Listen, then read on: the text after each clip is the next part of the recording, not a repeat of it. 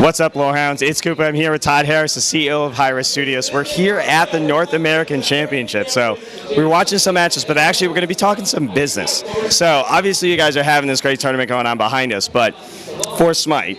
But it's actually your third title you've done. So what have you learned from Global Agenda and Tribes Ascend that really apply to Smite and help it get to where it is already?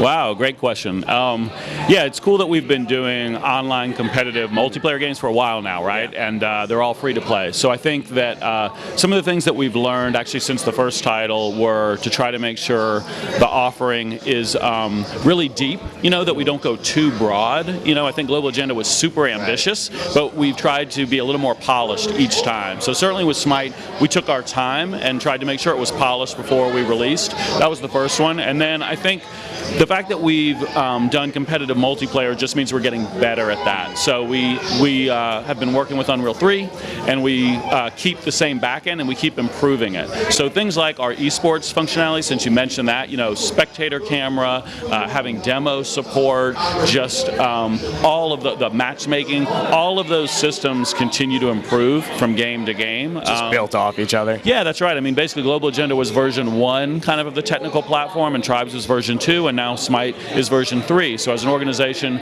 we keep learning, we keep working with the community to understand what features are most important to them, and the technical platform gets better. So Smite itself has actually been out, in a public way since 2012.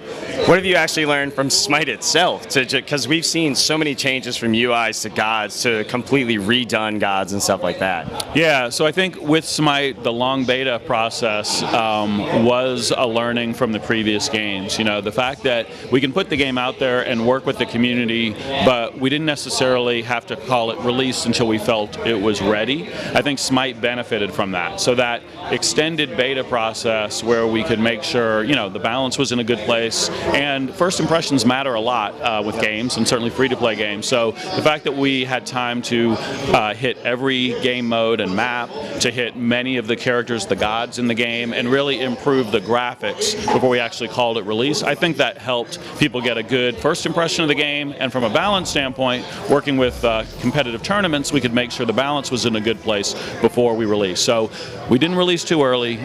We worked really closely with the community, and we've really just kept a large staff on the game, which of course has helped it grow even as the community's grown. As part of the Smite World Championship, you guys launched the Odyssey, which is a way for players to purchase in-game goods, and it actually adds to the pool for the World Championship.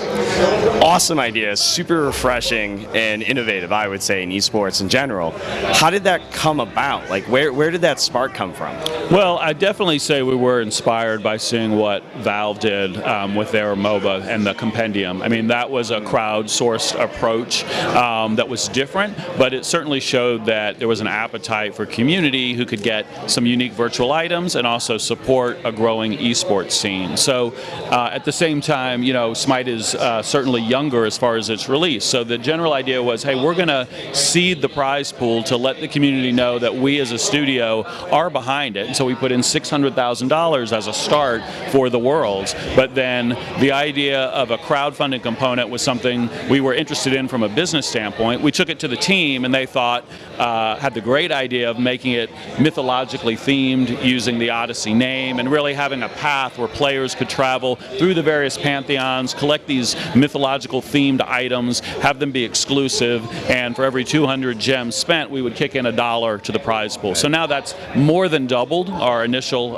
prize pool, and at this point we're 1.4 million and growing with still a month to go. So props to the development team for implementing it, and of course the community for stepping up and helping support it. Yeah, I love the little quest pathing kind of thing in the Odyssey. Do you guys think you're actually going to hit the 200 million by the time the championships come around in January? So 2 million by January. I don't know. Yeah.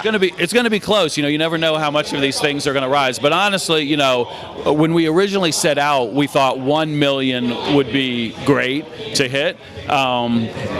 Smite's actually one of only 4 franchises to be above 1 million, and it's actually the fastest franchise to be over 1 million. So we're already super stoked. It'll certainly hit 1.5, and if it grows more than that, even better. So $2 million would be great for the tournament, but you guys actually just got a $10 million expansion project that was announced after the pre-launch tournament. Has that really come to terms yet? Like, is Hi-Rez really that far along in that expansion?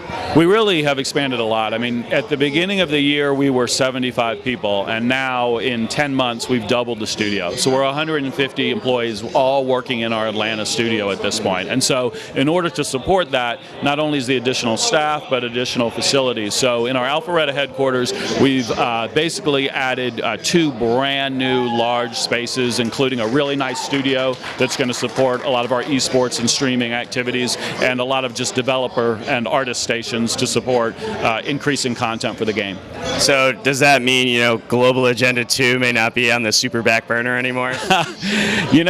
We're mainly about Smite. Global Agenda is, of course, close to my heart, and it is progressing in the back. But at this point, sorry, I can't reveal anything new, Patrick, around GA2. All right, well, we'll look forward to seeing something at PAX East then. Who knows? All right, thanks so much, Chad. Okay, thanks.